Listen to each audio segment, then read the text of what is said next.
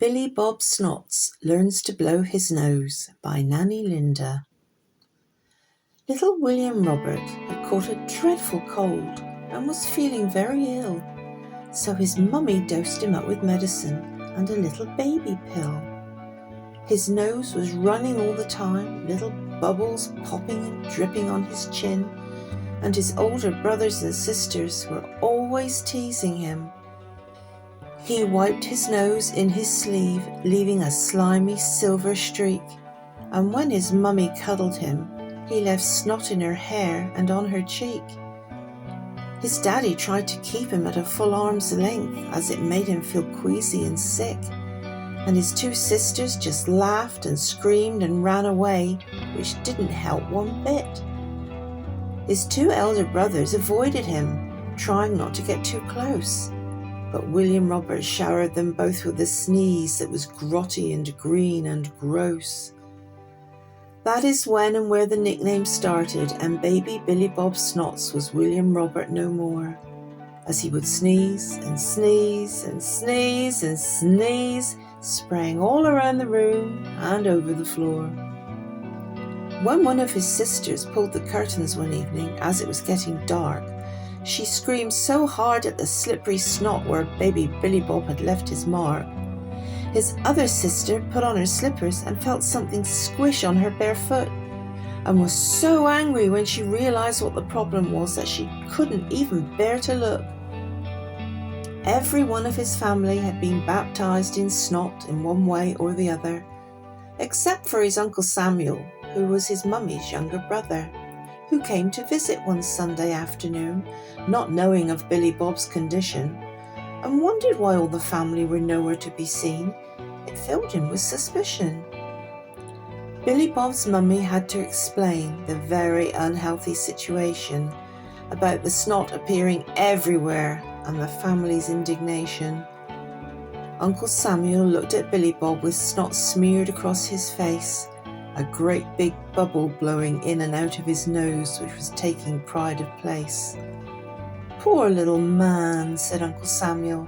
"Can't he blow his nose into a tissue?"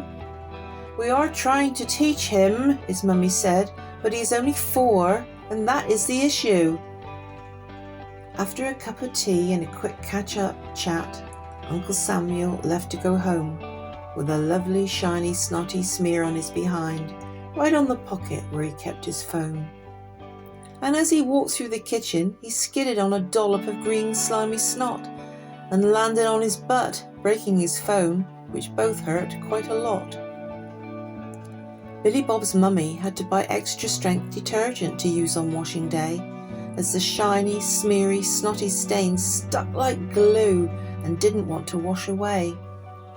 The school run was a nightmare, with the children moaning as Daddy drove down the busy street because of the dried-on, crispy, flaky snot on the roof, the doors, and on every seat.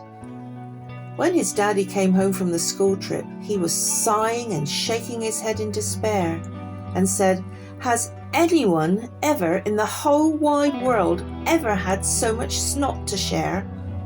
So Mummy and Daddy then agreed that a nose-blowing lesson was required with all the family involved, so that Billy Bob would learn how to use a tissue, and this problem could be solved.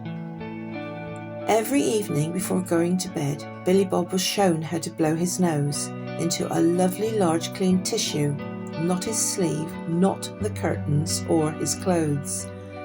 It took a while, but after about a week, Billy Bob's nose was clear and he could breathe, and he always used a tissue and then put a clean one up his sleeve. What a huge relief for the family. No more surprising snot.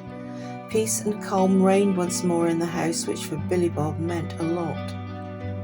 The house was cleaned from top to bottom. Not a smear or a shiny patch could be found. The family used gallons of disinfectant that Mummy bought in the shops for £1. A few days passed, and gradually, one by one, the rest of the family came down with the bug, and little Baby Billy Bob Snots generously gave each a warm hug. And yes, Daddy then had to admit that this virus did indeed provide unlimited amounts of green snot. and then he felt very guilty that he had moaned at Billy Bob quite a lot. So eventually the family all recovered and they got back to their everyday lives after thousands of tissues had been used and discarded, then burnt in the fire pit as the smoke filled the skies. Billy Bob celebrated his 5th birthday and started school a week after that, and had a party with his new school friends who all wore big glitzy hats.